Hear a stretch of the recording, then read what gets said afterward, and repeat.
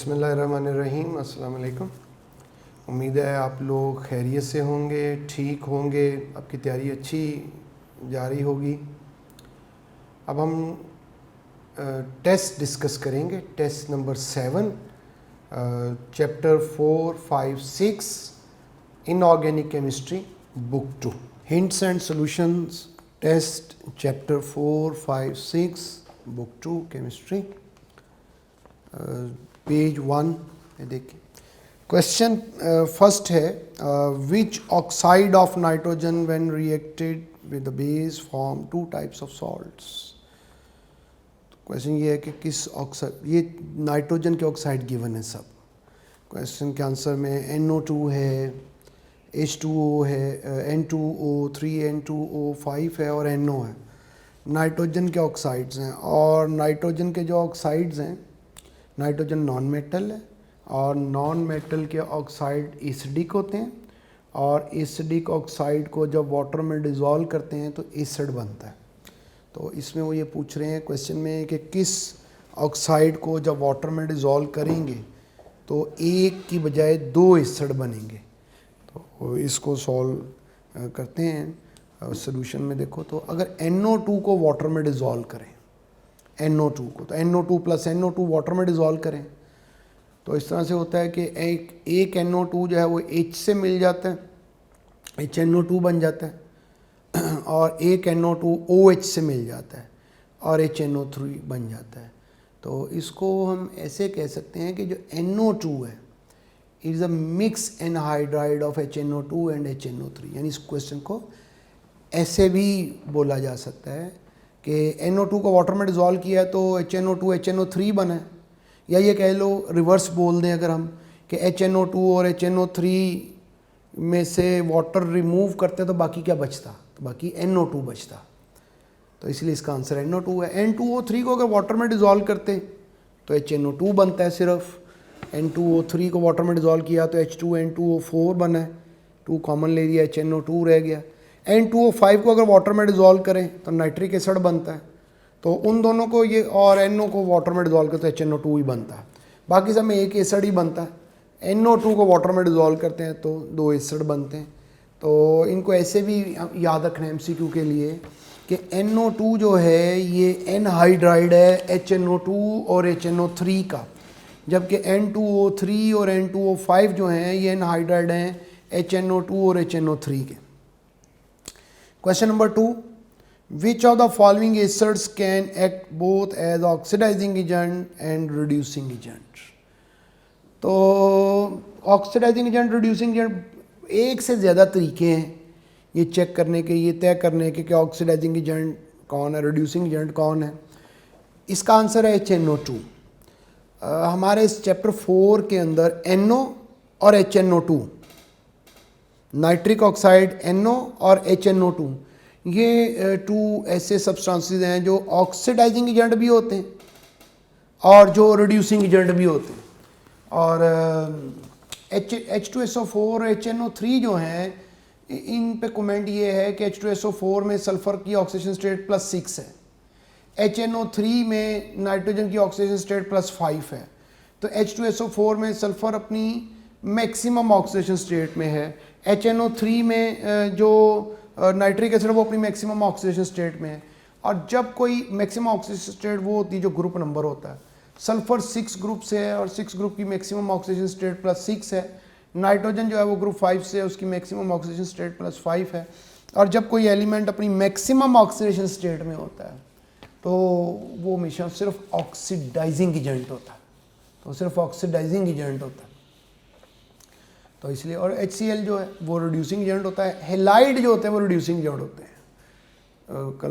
Chloride, bromide, iodide, ये reducing agent होते हैं। लिहाजा इसका आंसर ये हो गया HNO2। Question number 3, which of the following is called anhydride of nitric acid. तो इसको हमने पहले डिस्कस भी कर लिया। तो नाइट्रिक एसिड जो है उसके 2 मोल ले लें, उन्हें ऐड कर लें, उसमें से वाटर रिमूव कर दें तो N2O5 बनता है, और किसी में से वाटर रिमूव कर दें तो जो बाकी बचता है वो एनहाइड्राइड कहलाता है, और N2O5 जो है एनहाइड्राइड कहलाएगा नाइट्रिक एसिड का। Question 4, concentrated sulfuric acid reacts with NaCl to form। Concentrated sulphuric acid को NaCl से रिएक्ट करें तो Na2SO4 और HCl बनता है और ये रिएक्शन कहलाता है एसिड बेस रिएक्शन। इस रिएक्शन के अंदर जो वो HCl बन है, सल्फ्यूरिक एसिड का डबल रोल होता है। सल्फ्यूरिक एसिड जो है वो एसिड के तौर पे भी एक्ट कर सकता है और सल्फ्यूरिक एसिड ऑक्सीडाइजिंग एजेंट के तौर पे भी एक्ट कर सकता है। जब क्लोराइड से रिएक्ट किया तो क्लोराइड वीक रिड्यूसिंग एजेंट थे। क्लोराइड वीक रिड्यूसिंग एजेंट है, fluoride chloride weak reducing agent है। फ्लोराइड तो है रिड्यूसिंग एजेंट ही नहीं, क्लोराइड वीक रिड्यूसिंग एजेंट है। तो उसने जब सल्फ्यूरिक एसिड से रिएक्ट किया तो सल्फ्यूरिक एसिड एसिड के तौर पे बिहेव करता है, लिहाजा सॉल्ट और एसिड मिलें तो एक और सॉल्ट और एक और एसिड बनता है, HCl बनेगा। हाँ, जब ब्रोमाइड को रिएक्ट किया सल्फ्यूरिक एसिड से तो ब्रोमाइड स्ट्रॉन्ग रिड्यूसिंग एजेंट है। ब्रोमाइड क्लोराइड के मुकाबले में स्ट्रॉन्ग रिड्यूसिंग एजेंट है, तो लिहाजा जब वो सल्फ्यूरिक एसिड से रिएक्ट करेगा तो सल्फ्यूरिक एसिड जो है अब बजाय एसिड के वो रिड्यूसिंग एजेंट से रिएक्ट कर रहा है, स्ट्रॉन्ग रिड्यूसिंग एजेंट से, तो वो ऑक्सीडाइजिंग एजेंट के तौर पे बिहेव करेगा। और जब वो ऑक्सीडाइजिंग एजेंट के तौर पे बिहेव करेगा तो sulphuric acid sulphur dioxide of water में चेंज हो जाएगा। तो दोनों फ़र्क भी बता दिए। क्लोराइड के साथ सल्फ्यूरिक एसिड का जो रिएक्शन है सोडियम क्लोराइड के साथ वो एसिड बेस रिएक्शन है।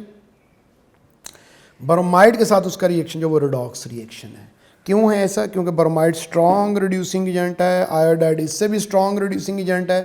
तो ब्रोमाइड या आयोडाइड से रिएक्ट करता तो ये रिडॉक्स रिएक्शन बनता और दोनों में फिर HBr और HI नहीं बनता। और क्लोराइड से कर रहा है तो वो वीक रिड्यूसिंग एजेंट है, वहाँ पे वो एसिड के तौर पे एक्ट कर रहा है। Question 5, P2O3 when reacts with cold water gives. तो P2O3 को जब वाटर से रिएक्ट करते हैं, 3 मोल वाटर से ये रिएक्ट करता है तो H3PO3 बनता है। ऐड करके 2 कॉमन ले लें। अगर ये हॉट स्टेट में होता तो प्रैक्टिस के लिए वो भी साथ में लिख दिया है, तो फिर सारे मोल डबल कर लेते और फाइनली हमारे पास H3PO3 के बजाय H3PO4 और फॉस्फीन बनती। तो क्वेश्चन नंबर 6 में by the action of nitric acid on metalloids like arsenic and antimony. Nitric acid की प्रॉपर्टी है कि उससे किसी नॉन मेटल या मेटलॉइड से रिएक्ट करें, नॉन मेटल या मेटलॉइड से रिएक्ट करें तो वो ऑक्सी एसिड में चेंज हो जाती। ऑक्सी एसिड कहते हैं जिसमें हाइड्रोजन हो, ऑक्सीजन हो और कोई नॉन मेटल हो। तो आर्सेनिक जो है वो मेटलॉइड है, एंटीमनी मेटलॉइड है, तो दोनों ऑक्सी एसिड में जो वो चेंज हो जाते हैं, साथ में NO2 और वाटर बनता है। Question number 7, except oxygen all members of group 6A show oxidation states. तो ग्रुप 6 के जो एलिमेंट हैं इनकी वैलेंस शेल कॉन्फ़िगरेशन अगर आप देखें तो इनके आखिरी शेल में जो इलेक्ट्रॉन होते हैं टोटल 6 ग्रुप है, तो उनमें से 2 S में होते हैं, 4 P में होते हैं और D वेकेंट होता है। तो अगर ये P वाला इलेक्ट्रॉन D में ले जाएं, S वाला इलेक्ट्रॉन D में ले जाएं, तो अगर तो ये इलेक्ट्रॉन अनपेयर ना हो, ऐसे ही रहें, S में 2 और P में 4, तो ये +2 ऑक्सीडेशन स्टेट शो करते हैं। और अगर P से एक इलेक्ट्रॉन D में प्रमोट हो जाए तो फिर ये अनपेयर्ड 4 हो जाते हैं, फिर ये +4 ऑक्सीडेशन स्टेट शो करते हैं। अगर S वाला इलेक्ट्रॉन भी D में प्रमोट हो जाए तो अनपेयर्ड इलेक्ट्रॉन जो है वो 6 हो जाते हैं और फिर ये +6 ऑक्सीडेशन स्टेट शो करते हैं। ऑक्सीजन में चूँकि D ऑर्बिटल अवेलेबल नहीं होता इसलिए वहाँ पे ये इलेक्ट्रॉन इस तरह से अनपेयर नहीं होते और इसलिए वहाँ पे सिर्फ 2 अनपेयर्ड इलेक्ट्रॉन रह जाते हैं P में। वो फर्दर D में जो हैं वो अपना वैलेंस शेल एक्सटेंड नहीं कर सकते, इसलिए वो सिर्फ +2 ऑक्सीडेशन स्टेट शो करती है, -2।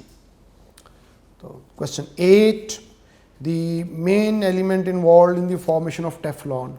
टेफ्लॉन जो है ये टेट्राफ्लोरोइथिलीन है, इसको ईथीन में दोनों हाइड्रोजन या 2 फ्लोरीन लगा दें, उसको पोलीमराइज करें तो पॉली टेट्राफ्लोरोइथिलीन बनती है। इसका कॉमन नेम टेफ्लॉन है, तो इसलिए उसका मेन जो हैलोजन है जो इसमें यूज़ हो रहा है वो फ्लोरीन है।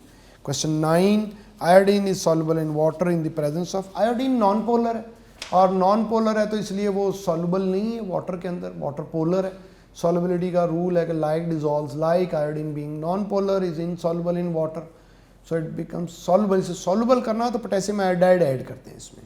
पोटेशियम आयोडाइड में से आयोडाइड आयन I2 से मिलके ट्राई आयोडाइड आयन बना देते हैं I3 नेगेटिव, और तब ये वाटर में सॉल्युबल हो जाता है क्योंकि तब ये आयनिक हो जाता है और आयनिक जो है वो वाटर में पोलर में सॉल्युबल होते हैं।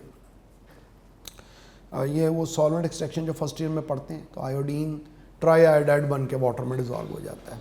ये जो पायोडीन यूज़ करते हैं, जो कहीं कट लग जाए, ज़ख़म लग जाए ड्रेसिंग से पहले, तो उसमें भी आयोडीन को इस तरह से आयोडाइड से मिला के वाटर और अल्कोहल में डिज़ोल्व करते हैं। Question 10, which is paramagnetic oxide of chlorine. तो वैसे तो हमने फर्स्ट ईयर में पढ़ा है कि अगर हमने किसी के बारे में ये डिसाइड करना है कि वो पैरामैग्नेटिक है या वो डायामैग्नेटिक है, तो ये हम तय करते हैं MOT से, मॉलिक्यूलर ऑर्बिटल थ्योरी से। लेकिन यहाँ मॉलिक्यूलर ऑर्बिटल थ्योरी तो नहीं बनाई जा सकती इनकी, तो इसमें फिर कैसे डिसाइड करते हैं? इसमें इस तरह से डिसाइड करते हैं कि हम टोटल वो जो कंपाउंड हमें गिवन होता है उसमें जो टोटल इलेक्ट्रॉन्स है वो काउंट कर लेते हैं और फिर उन इलेक्ट्रॉन्स के पेयर फॉर्म कर लेते हैं।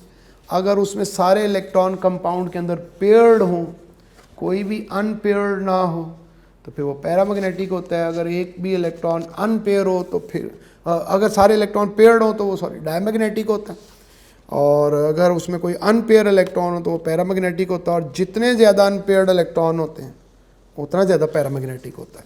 अब ClO2 है, क्लोरीन का एटॉमिक नंबर 17 होता है, ऑक्सीजन का 8 होता है, तो 17 + 2 ऑक्सीजन है तो 8 + 8 16, तो ये 33 इलेक्ट्रॉन बने, 32 पेयर बनेंगे, 1 अनपेयर्ड इलेक्ट्रॉन बनेगा, तो जिसमें अनपेयर्ड इलेक्ट्रॉन वो पैरामैग्नेटिक होता है। जो हमारे पास ऑप्शन है B ClO4 नेगेटिव, इसमें 17 इलेक्ट्रॉन क्लोरीन के हैं, ऑक्सीजन के 8 4s are 32 हो गए, तो ये जो है ना ये हमारे पास, और एक नेगेटिव चार्ज है तो नेगेटिव चार्ज की वजह से वो 33 हो जाएंगे, तो ये टोटल 50 इलेक्ट्रॉन सारे पेयर्ड होंगे, अनपेयर्ड कोई भी नहीं होगा। इसी तरह से Cl2O6 है, तो Cl2O6 जो है उसमें क्लोरीन 17 × 17 34 हो गए, और ऑक्सीजन के 8 6 और 48 हो गए, तो ये 82 बन गए। Cl2 में भी इस तरह से टोटल इलेक्ट्रॉन कर लिए, तो सारे पेयर्ड इलेक्ट्रॉन हैं, तो इसलिए डायमैग्नेटिक होगा। Question number 11, what is the coordination number of platinum complex दिया हुआ है। कोऑर्डिनेशन नंबर ये होता है कि कितने इलेक्ट्रॉन पेयर जो हैं वो डोनेट किए गए हैं, जो कि हमारे पास मेटल है, लिगेंड ने कितने इलेक्ट्रॉन पेयर डोनेट किए हैं। एक तो इस कॉम्प्लेक्स में जितने भी लिगेंड हैं सारे मोनोडेंटेट लिगेंड हैं, हर लिगेंड एक ही इलेक्ट्रॉन पेयर डोनेट कर सकता है, और फिर टोटल जो लिगेंड हैं वो 4 हो गए, 2 अमाइन है, एक NO2 है और एक Cl है, 4 लिगेंड है, तो ये 4 इलेक्ट्रॉन पेयर डोनेट कर सकते हैं मेटल को, और जब ये 4 इलेक्ट्रॉन पेयर डोनेट करेंगे तो कोऑर्डिनेशन नंबर मेटल का 4 हो जाएगा। Question number 12, which one of the following has maximum number of unpaired electrons. Unpaired answer तो डेल्टा है, तो इसको याद ऐसे रखना है, ट्रांजिशन एलिमेंट्स में 3D सीरीज में, जिसको डिटेल से हमारी बुक में डिस्कस किया गया है, अनपेयर्ड इलेक्ट्रॉन जो है ना सबसे ज़्यादा, अगर तो आयनिक फॉर्म में देखना है तो Mn+2 और Fe+3 में सबसे ज़्यादा अनपेयर्ड इलेक्ट्रॉन है, वो 5 अनपेयर्ड है। और अगर एटॉमिक स्टेट में देखना है तो सबसे ज़्यादा अनपेयर्ड इलेक्ट्रॉन जो है वो क्रोमियम में है, और वो क्रोमियम में जो अनपेयर्ड इलेक्ट्रॉन है सबसे ज़्यादा, तो वो 6 अनपेयर्ड इलेक्ट्रॉन क्रोमियम में बनते हैं। अगर इसलिए अगर ऑप्शन में क्रोमियम होता तो वो आंसर होता, और अगर आयनिक फॉर्म में दिया हुआ है क्रोमियम एटॉमिक स्टेट में सबसे ज़्यादा उसके पास है, आयनिक फॉर्म में सबसे ज़्यादा Mn+2 और Fe+3 में है, वो 5 है, तो लिहाजा ये डेल्टा आंसर बन जाएगा। 13, what is the reason for lowest bond association energy of fluorine among the halogens. Halogen की जो बॉन्ड एनर्जी है ये हमारी एक्सपेक्टेशन से कम है। वजह ये है कि आमतौर पे जो एटम का साइज़ अगर स्मॉल हो तो जितने छोटे एटम होते हैं उनमें कोवलेंट बॉन्ड स्ट्रांग बनता है, और जितना कोवलेंट बॉन्ड जो है वो स्ट्रांग बनता है तो उतना बॉन्ड एनर्जी भी ज़्यादा होती है। अब हैलोजन में फ्लोरीन, क्लोरीन, ब्रोमीन, आयोडीन में हम एक्सपेक्ट ये कर रहे हैं कि फ्लोरीन एटम का साइज़ सबसे कम है, और जब फ्लोरीन एटम का साइज़ सबसे कम है तो उसका कोवलेंट बॉन्ड सबसे स्ट्रांग होना चाहिए, और जब इसका कोवलेंट बॉन्ड सबसे स्ट्रांग होगा तो इसकी बॉन्ड एनर्जी सबसे ज़्यादा होनी चाहिए, लेकिन फ्लोरीन की बॉन्ड एनर्जी जो है वो कम हो जाती है। इसमें क्लोरीन की हैलोजन में सबसे ज़्यादा होती है, फिर ब्रोमीन की होती है, और फ्लोरीन की 3rd नंबर पे चली जाती है। इसकी रीज़न ये है कि फ्लोरीन जब फ्लोरीन से बॉन्ड फॉर्म करता है तो चूँकि हेलोजन 7 ग्रुप से हैं, फ्लोरीन 7th ग्रुप से है और इसके वैलेंस शेल में 7 इलेक्ट्रॉन हैं। जब 2 फ्लोरीन एटम जो हैं दोनों एक एक इलेक्ट्रॉन शेयर कर लेती हैं बॉन्ड बनाने के लिए, तो हर फ्लोरीन पर 3 इलेक्ट्रॉन पेयर जो है वो बच जाते हैं। तो जब ये जो 3 इलेक्ट्रॉन पेयर हैं विच left on each fluorine atom, तो इनमें जो रिपल्शन होगी उस रिपल्शन की वजह से ये बॉन्ड वीक हो जाता है और फ्लोरीन की जो बॉन्ड एनर्जी है वो हमारी एक्सपेक्टेशन से कम हो जाती है। ये लोन पेयर बाकी हेलोजन में भी होंगे, लेकिन फ्लोरीन मालिक्यूल का साइज़ बहुत कम है और उस स्मॉल साइज्ड फ्लोरीन मालिक्यूल के अंदर फ्लोरीन के लोन पेयर्स में जो रिपल्शन है वो इसे अनस्टेबल करती। बाकी हेलोजन जो वो साइज़ में लार्जर हैं और उस वजह से उनमें ये रिपल्शन इतनी ज़्यादा नहीं होगी। Question number 14 page 2 hints and solutions. Question 14 है which of the following is weakest oxidising agent. Halogen के हवाले से के मतलब जो क्वेश्चन है या वो ऑक्सीडाइजिंग एजेंट के तौर पे होते हैं या रिड्यूसिंग एजेंट के तौर पे।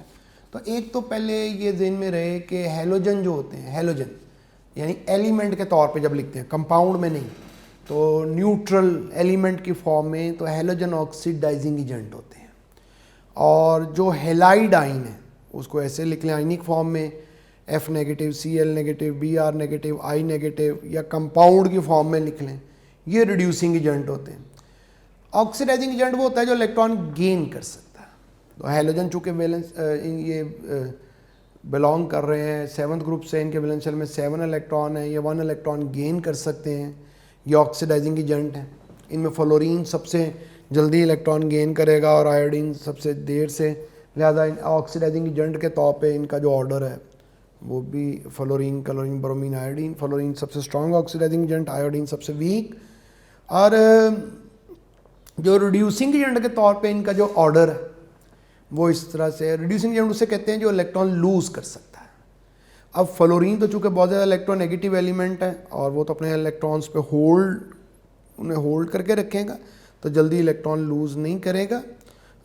जबकि जो आयोडाइड है उसका साइज़ लार्जर है और वो इलेक्ट्रॉन आसानी से लूज़ करेगा, इसलिए स्ट्रॉन्ग रिड्यूसिंग एजेंट है। तो उसका भी ऑर्डर ये याद रखना कि आयोडाइड सबसे स्ट्रॉन्ग रिड्यूसिंग एजेंट और फ्लोराइड सबसे वीक। तो क्वेश्चन 14 का जो आंसर है फिर वहाँ पर डेल्टा हो जाएगा।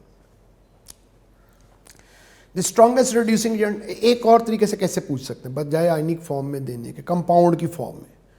तो ये जो HF है, HCl, HBr, HI, इसको हम हेलाइड पढ़ते हैं। हेलोजन पढ़ेंगे अगर एलिमेंट के तौर पे लिखा हो, तो अगर आयनिक फॉर्म में लिखा हुआ है या कंपाउंड की फॉर्म में लिखा हुआ तो इसको हम हेलाइड पढ़ते हैं। और ये जो हेलाइड है इनमें अभी हमने पढ़ लिया कि आयोडाइड सबसे स्ट्रॉन्ग रिड्यूसिंग एजेंट है, तो डेल्टा हो गया। क्वेश्चन 16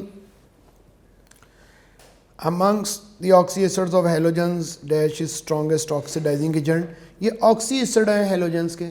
एक तो कि जो ऑक्सी एसिड हैं हेलोजेंस के, फ्लोरीन के तो ऑक्सी एसिड नहीं बनते हैं। दूसरा ये कि ये जो ऑक्सी एसिड्स हैं हेलोजन के जो ऑक्सी एसिड्स हैं, +1, +3, +5 और +7 ऑक्सीडेशन स्टेट में ऑक्साइड फॉर्म करते हैं। इनकी जो प्रॉपर्टीज़ हैं जो हमें पता होनी चाहिए कि एज ऑक्सीडाइजिंग पावर इनकी एसिडिक स्ट्रेंथ, इनकी जो थर्मल स्टेबिलिटी है। क्वेश्चन ऐसे होता है कि with increase in oxidation state of halogen, तो हेलोजन की जब ऑक्सीडेशन स्टेट जो है जब वो ज़्यादा होती है तो ये प्रॉपर्टीज़ कैसे वेरी करती हैं।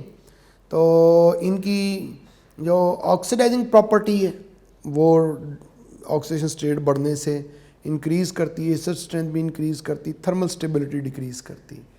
तो ये तो एक इसका ओवरव्यू हो गया कि हमें क्या पता होना चाहिए इस क्वेश्चन से मुतल्लिक टॉपिक में।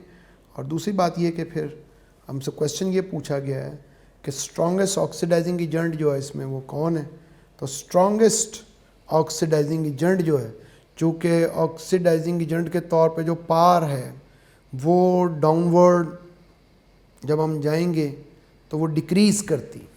इनकी जो थर्मल स्टेबिलिटी है ये ऑक्सीडेशन स्टेट के बढ़ने से हैलोजन की, ऑक्सीजन और हाइड्रोजन की तो ऑक्सीजन स्टेट चेंज नहीं होगी, वो तो सेम है, तो वो इंक्रीज करती thermal stability, oxidising part decrease करती, एसिड स्ट्रेंथ इंक्रीज करती।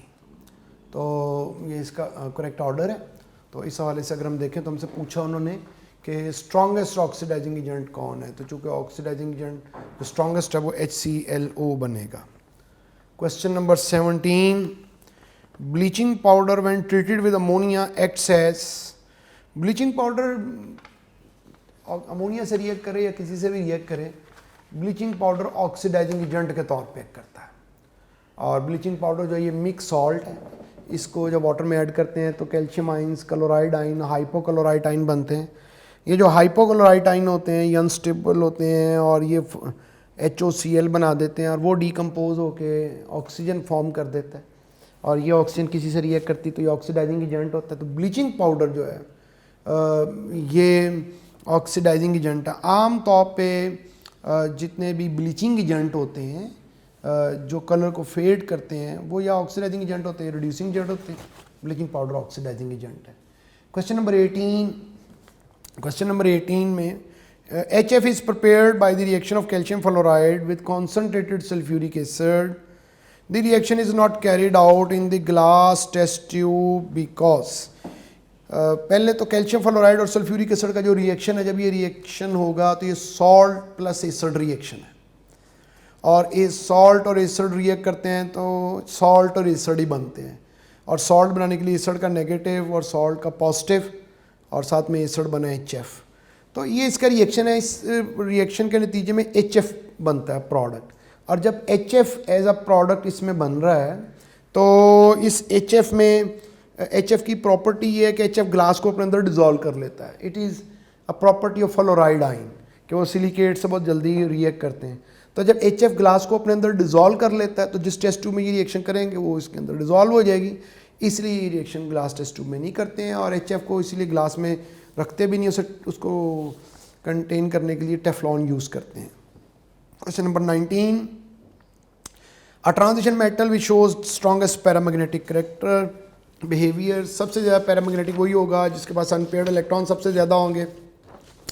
सबसे ज़्यादा अनपेयर्ड इलेक्ट्रॉन एटॉमिक स्टेट में क्रोमियम के पास हैं, मैक्सिमम 6 हैं, इसलिए आंसर है question 20, correct order of acidic strength.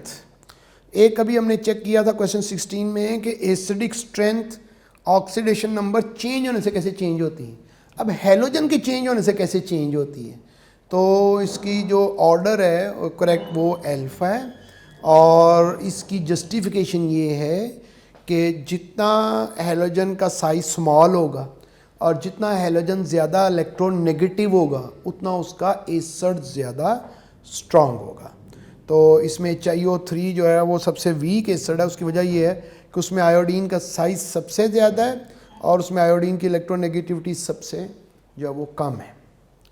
Question 21, complex given है, कहते हैं इसकी ज्योमेट्री बताएं। मेटल के साथ 5 लिगेंड अटैच है, कार्बन मोनोऑक्साइड न्यूट्रल लिगेंड है और कभी भी MX5 मेटल के साथ 5 लिगेंड अटैच होंगे तो उसकी हाइब्रिडाइजेशन जो है वो DsP3 होगी और वो ट्राइगोनल बाइपिरामिडल होगा।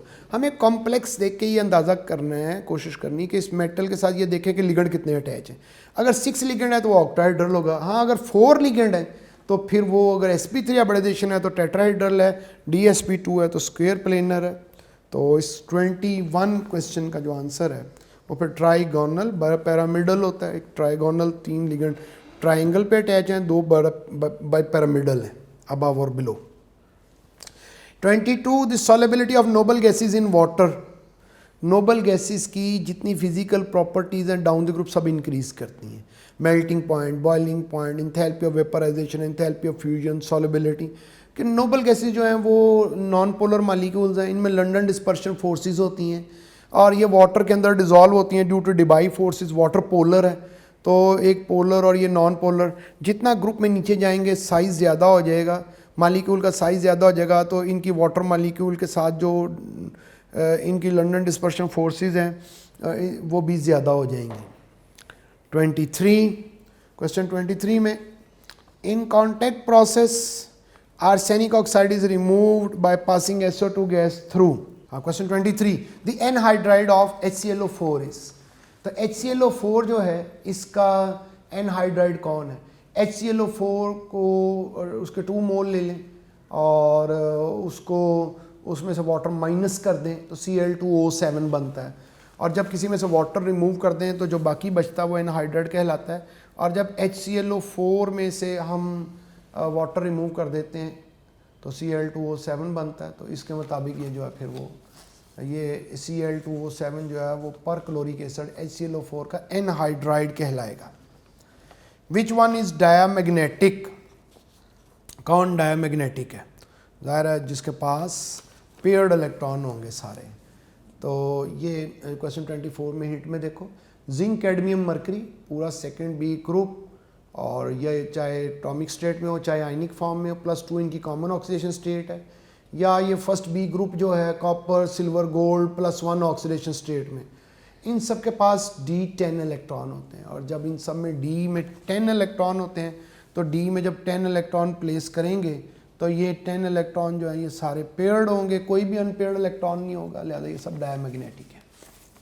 Question 25. In contact process arsenic oxide is removed by passing SO2 gas through.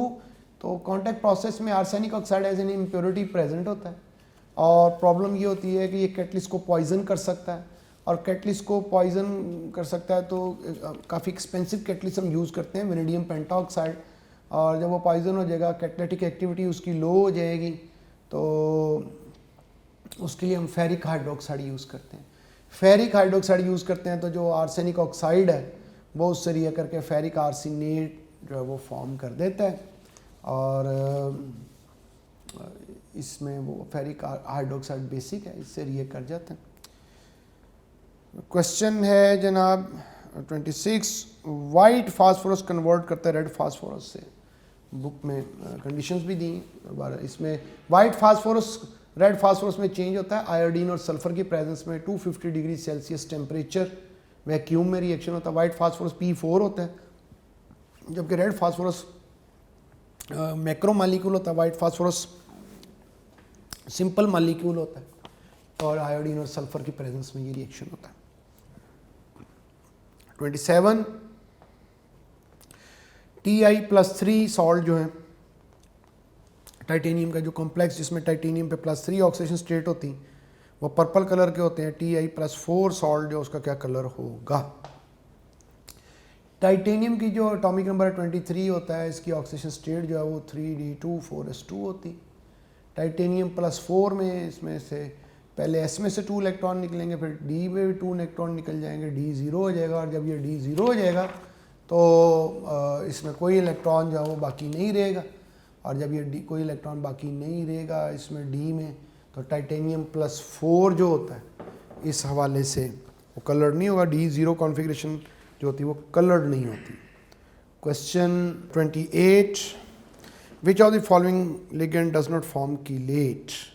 तो आंसर डेल्टा है, क्योंकि वो मोनोडेंटेट लिगेंड है। बाकी जो लिगेंड गिवन है इसमें वो देख लें, ऑक्सिलेट है, बाइडेंटेट लिगेंड है, EDTA स्ट्रक्चर भी दे दिया क्योंकि थोड़ा फेमस लिगेंड है ये, पता नहीं। इथिलीन डायमीन टेट्राएसीटेट है, ये हेक्साडेंटेट है, 6 इलेक्ट्रॉन पेयर डोनेट कर सकता है, नंबरिंग कर दी 1 2 3 4 5 6 कि कैसे 6 इलेक्ट्रॉन पेयर डोनेट कर सकता है। ऑक्सीजन है इसमें नेगेटिव चार्ज, या 4 ऑक्सीजन है नेगेटिव चार्ज के साथ, 2 नाइट्रोजन है उनमें लोन पेयर हैं, तो ये हेक्साडेंटेट है।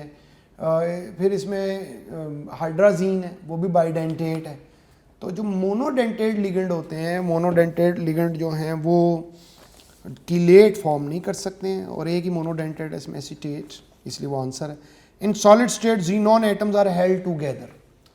तो जीनॉन नोबल गैस है, नोबल गैस नॉन पोलर होते हैं, और जितनी नॉन पोलर मालिक्यूल्स होती हैं उनमें जो फोर्सेज ऑफ अट्रैक्शन होती है वो लंडन डिस्पर्शन फोर्सेज ही होती हैं, और ये नॉर्मल टेम्परेचर प्रेशर पे नहीं होती है, गैसियस स्टेट में नहीं होती हैं। तो जब ये इनको सॉलिड में चेंज करेंगे लो टेम्परेचर और हाई प्रेशर पे, तब ये फोर्सेस इसमें क्रिएट होंगी। तो लिहाजा ये इनमें जब भी फोर्सेस क्रिएट होंगी और गैसियस स्टेट में हो या हाई टेम्परेचर पे हो, तो इनमें फिर ये फोर्सेस क्रिएट भी नहीं होंगी। Question 30. The coating of iron with zinc is an example of.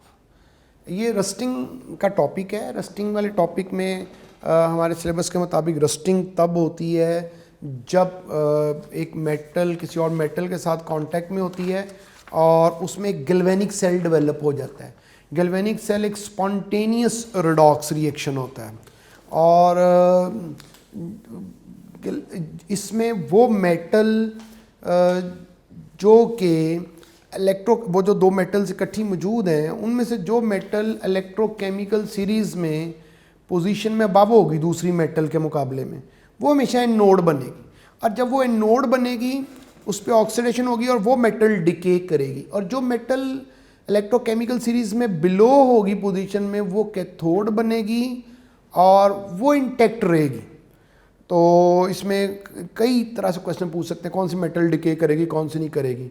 जो मेटल पोजीशन में अबव है वो डिके करेगी। मतलब ये नहीं कि जो मेटल ऊपर कोड की हुई है, जो दो मेटल्स हैं उनमें से इलेक्ट्रोकेमिकल सीरीज़ में पोजीशन में अबव होगी वो डिके करेगी और जो इलेक्ट्रोकेमिकल सीरीज़ में पोजीशन में बिलो होगी वो इंटैक्ट रहेगी।